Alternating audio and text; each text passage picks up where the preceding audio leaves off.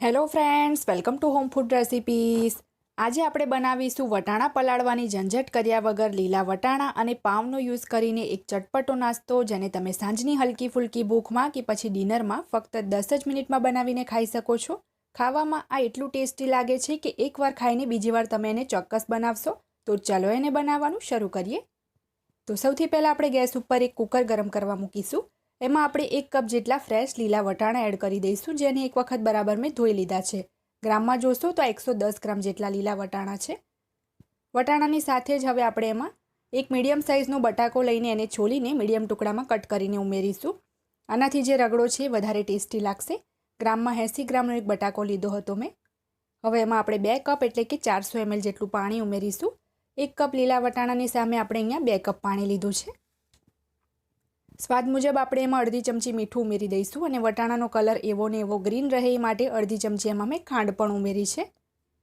બરાબર બધું મિક્સ કરી લઈએ અને ઢાંકીને હવે આપણે 2 સીટી મીડિયમ ફ્લેમ પર લગાવી દઈશું. ત્યાં સુધીમાં આપણે બીજા ગેસ ઉપર એક પેનની અંદર 2 ટેબલસ્પૂન જેટલું તેલ ઉમેરી દઈએ. તેલ ગરમ થાય એટલે આપણે એની અંદર અડધી ચમચી જીરું ઉમેરીશું. 1/4 ટીસ્પૂન એટલે કે 5 ચમચી હિંગ ઉમેરીશું. 1 ટેબલસ્પૂન જેટલી આદુ લસણ અને લીલા મરચાંની પેસ્ટ ઉમેરીશું અને આ પેસ્ટને આપણે ધીમા તાપે એકાદ મિનિટ માટે સાંતળી લેવાની છે, જેથી એમાં જે કંઈ પણ કચાશ હોય એ નીકળી જાય. 1 મિનિટ આ પેસ્ટને સાંતળ્યા પછી હવે આપણે એમાં એક મીડિયમ સાઇઝનો ઝીણો સમારેલો કાંદો ઉમેરીને ટ્રાન્સપરન્ટ થાય ત્યાં સુધી એને સહેજ સાંતળીશું. 2 થી 3 મિનિટમાં જ તમે જોઈ શકો છો કાંદા આપણા થોડા સોફ્ટ અને ટ્રાન્સપરન્ટ થઈ ગયા છે. તો હવે એની અંદર આપણે એક મીડિયમ સાઇઝનું ઝીણું સમારેલું ટામેટું ઉમેરી દઈશું. સ્વાદ મુજબ એમાં આપણે મીઠું ઉમેરી દઈએ. અડધી ચમચી હું મીઠું ઉમેર્યું છું અને આપણે અડધી ચમચી વટાણા બાફતી વખતે પણ ઉમેર્યું હતું. સૂકા મસાલાની અંદર આપણે એમાં 1 ચમચી ધાણા જીરું પાવડર ઉમેરીશું. અડધી ચમચી ચાટ મસાલો ઉમેરીશું. અડધી ચમચી એમાં આપણે હળદર ઉમેરવાની છે.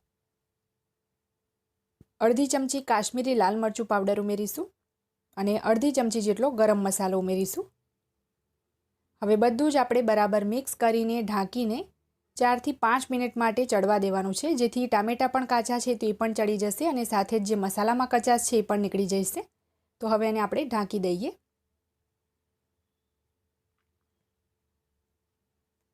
જ્યાં સુધીમાં ટામેટાં ચડે છે ત્યાં સુધીમાં આપણે કુકરનું ઢાંકણ ખોલીને વટાણા ચેક કરી લઈએ. 2 સીટી મીડિયમ ફ્લેમ પર લગાવીને મેં ગેસ બંધ કરી દીધો હતો.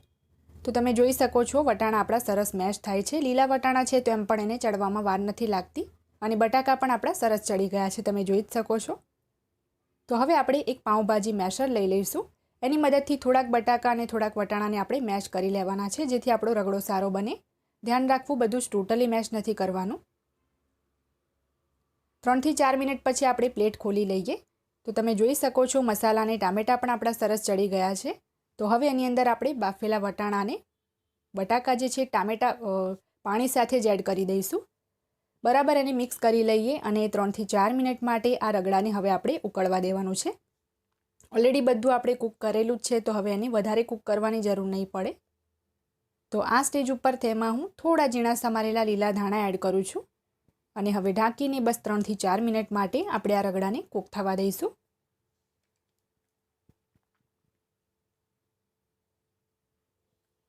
3-4 મિનિટ થઈ ગયા પછી આપણે પ્લેટ ખોલી લઈશું. તો આપણો ચટપટો રગડો બનીને તૈયાર છે. એની જે કન્સિસ્ટન્સી છે તમે જોઈ શકો છો, એકદમ પરફેક્ટ છે. ના વધારે પડતી ગાળી છે ના વધારે પડતી પતલી છે. તો ગેસની ફ્લેમ બંધ કરી દઈએ. હવે અહીંયા પાઉં રગડો બનાવવા માટે મેં 2 પાઉં લીધા છે, જે આપણે વડાપાઉં દાબેલીમાં યુઝ કરીએ છીએ. આ એ જ પાઉં છે. તો એને આપણે આ રીતે નાના નાના ટુકડામાં તોડી લેવાનું છે. તમે ચાહો તો એને કાતરથી પણ કટ કરી શકો છો અને આ રેસીપીમાં તમે ફ્રેશ કે પછી લેફ્ટ ઓવર બંને પાઉંનો યુઝ કરી શકો છો. ક્યારેક એકાદ 2 પાઉં ઘરે બચી જાય તો આ રેસીપી ચોક્કસ ટ્રાય કરજો. તો જે આપણે રગડો બનાવ્યો હતો એ આપણે 5 થી 6 મોટા લેડલ ભરીને આની ઉપર એડ કરવાનો છે. ફ્રેશ વટાણાનો જે રગડાનો સ્વાદ છે એ સૂકા વટાણાના રગડો જે બનાવીએ છીએ એના કરતાં પણ વધારે સ્વાદિષ્ટ લાગે છે. તો શિયાળામાં જ્યારે પણ તમે પાઉં રગડો બનાવો તો લીલા વટાણામાંથી જ બનાવજો, એ વધારે ટેસ્ટી લાગશે. 1 થી 1.5 ટેબલસ્પૂન જેટલી આપણે એની ઉપર ખજૂર આમલીની ખાટી મીઠી ચટણી એડ કરીશું. થોડીક આપણે એના ઉપર લસણની તીખી ચટણી એડ કરી દઈએ. થોડી થોડી આપણે એના પર ધાણા ફુદીનાની ગ્રીન ચટણી એડ કરીશું. ચટણી જો તમને ખાતી વખતે ઓછી લાગે તો તમે બીજી પણ એડ કરી શકો છો. અત્યારે બસ ગાર્નિશિંગ ખરાબ ના થાય એ માટે મેં વધારે એડ નથી કરી. થોડી થોડી આપણે મસાલા સિંગ એડ કરી દઈશું. આનાથી પાવ રગડામાં એકદમ સરસ ક્રિસ્પીનેસ આવશે, તો મસાલા સિંગ ચોક્કસથી એડ કરવી. થોડી આપણે બેસન સેવ, જે જાડી સેવ આવે છે એ એડ કરીશું. તમે જે એકદમ બારીક સેવ આવે છે નાયલોન સેવ, એનો પણ યુઝ કરી શકો છો. થોડા આપણે એની ઉપર દાડમના દાણા એડ કરી દઈશું. ટોટલી ઓપ્શનલ છે દાડમના દાણા, જો ના હોય તો સ્કીપ કરી શકાય છે. અને છેલ્લે હવે આપણે થોડા ઝીણા સમારેલા લીલા ધાણા એડ કરી દઈએ. આપણો ટેસ્ટી ચટપટો લીલા વટાણાનો પાવ રગડો બનીને તૈયાર છે. તો તમે પણ આ રેસીપી ચોક્કસથી ટ્રાય કરજો. ફક્ત 10 જ મિનિટમાં એ બનીને તૈયાર થઈ જાય છે. જો તમને મારી આજની આ રેસીપી પસંદ આવી હોય તો મારા વિડીયોને લાઇક કરી, શેર કરી, ચેનલને સબસ્ક્રાઇબ કરવાનું બિલકુલ ના ભૂલતા. સબસ્ક્રાઇબ બટનની બાજુમાં જે બેલ આઇકન છે એને પણ દબાવજો, જેથી તમને મારા દરેક નવા વિડીયોની નોટિફિકેશન મળતી રહે.